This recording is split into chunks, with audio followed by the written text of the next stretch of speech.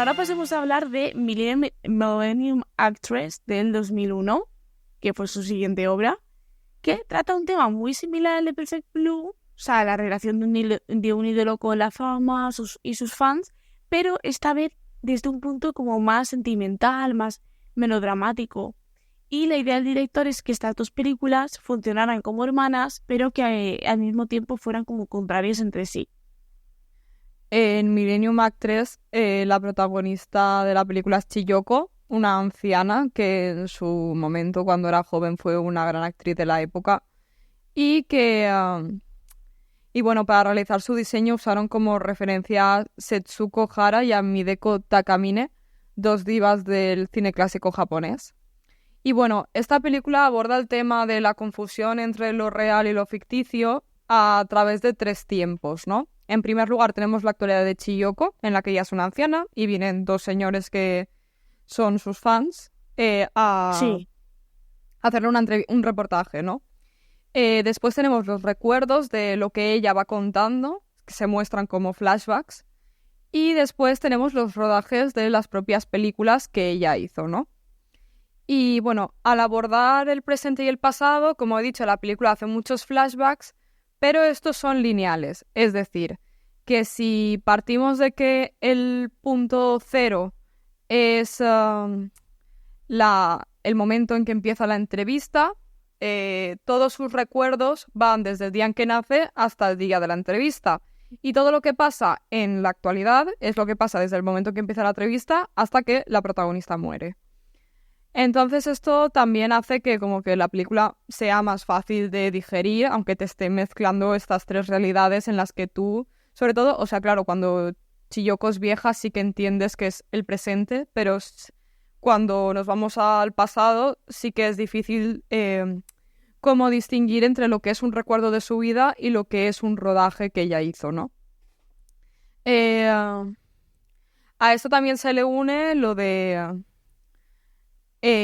la película dentro de la película, porque no simplemente pasa esto que estoy diciendo de que no se sabe cuándo es rodaje, cuándo es recuerdo, sino que también como esto está siendo un reportaje, mientras Chiyoko cuenta lo que le está pasando, que no lo está contando ella como os estoy hablando yo aquí, sino que se ve como la escena del pasado, aparecen Genya y Kyoji, que son los dos reporteros, como dentro de ese recuerdo, como grabando la escena, ¿no? Como si fuera ya dentro en sí eso un rodaje. No sé si me he explicado, porque es difícil de explicar. bastante. Supongo que si habéis visto la película me estáis entendiendo. y ellos aparecen como todo el rato haciendo como comentarios y cosas en plan, ¡buah, este momento no sé qué! Esta película me encantó. En plan, como comentándolo, como se lo estarían comentando a la señora si eso fuera la entrevista. Sí. Yo creo que lo guay de la película es que nunca sabes qué es el set de rodaje y qué es la vida real de la protagonista. Porque al final como que todo se entremezcla. Entonces yo al final también interpretación personal fue un poco que la vida de un actor o una actriz, claro, ellos dan vida a muchos personajes y al final como que esos personajes acaban formando parte de sus vidas. Y me parece lógico abordarlo desde este punto de vista, que creo que no lo había visto antes en ningún sitio, la verdad. Y al final te hace plantearte eso todo el rato, en plan, vale, esto que estoy viendo, ¿que es la vida de Chiyoko o es una serie de sus películas? Lo sabes, porque al final está todo como muy... La barrera entre una cosa y la otra es muy difusa. Y algo muy curioso también con respecto a la narración de la película es el principio y el final. La película empieza con una escena en un cohete, muy chula por cierto, a mí me encantó. Y por lo que parece que vamos a ver como una película de ciencia ficción, no sé, yo era como, bueno, la vi la semana pasada y decía, vale, esto no entiendo. Y de repente eso empieza a hacer como un zoom out, vemos que es un set de rodaje, pero la película acaba con esta misma escena después de la muerte de la protagonista, en la que ella dice que va a seguir buscando el amor de su vida, o sea que no te da a entender que esta búsqueda nunca cesa y nada, y al final el cohete se dispara, no. O sea, no sé, la verdad que te deja bastante pensando ese final. Y al final, nosotros como público occidente tenemos una concepción de este tipo de finales, ¿no? Nos dejan como como un eso triste, como un halo de tristeza, de pesimismo. Pero al final para los japoneses esto, o sea, lo interpretan de forma diferente porque es como más, como que se recuerda más esta oración heroica, que en este caso la protagonista lo que es como todo el rato la búsqueda. Entonces al final es lo que define al personaje.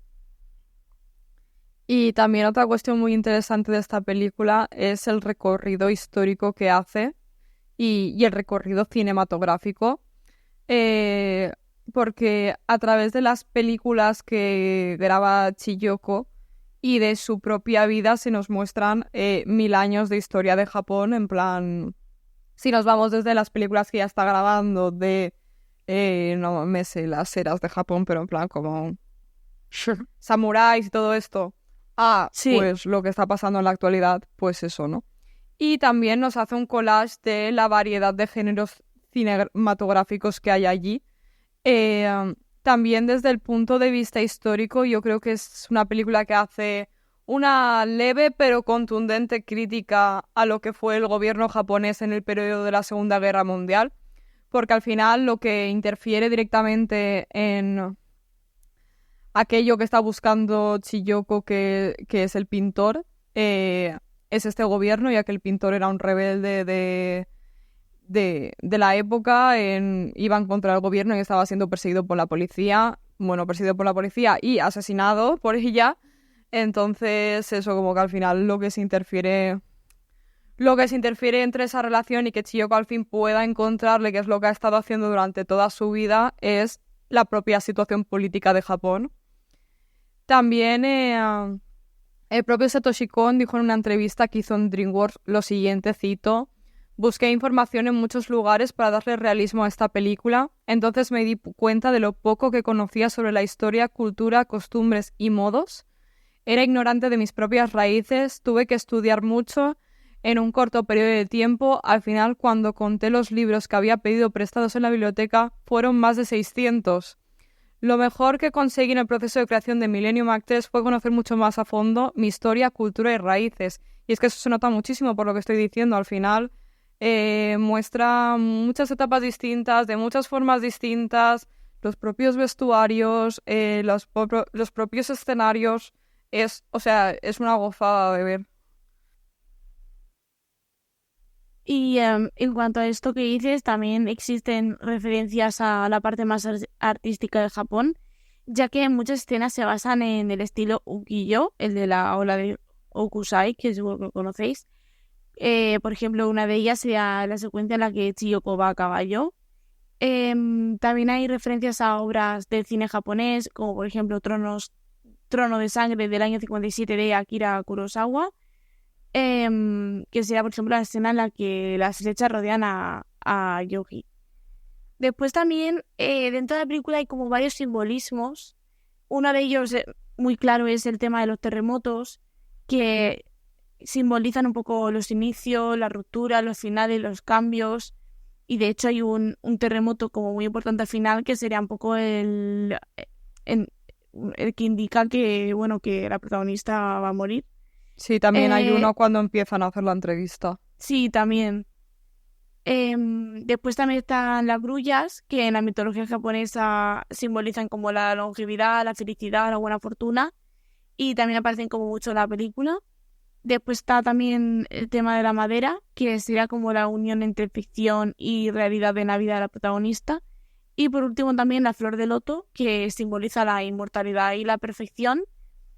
Y también simboliza el amor que se ha ido muy lejos, que, bueno, pues tiene sentido dentro de la película, ¿no?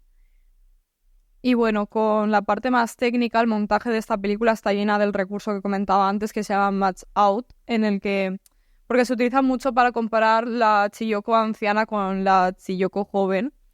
También otra parte muy importante en la narración de este relato, una vez más, es el cromatismo empleado.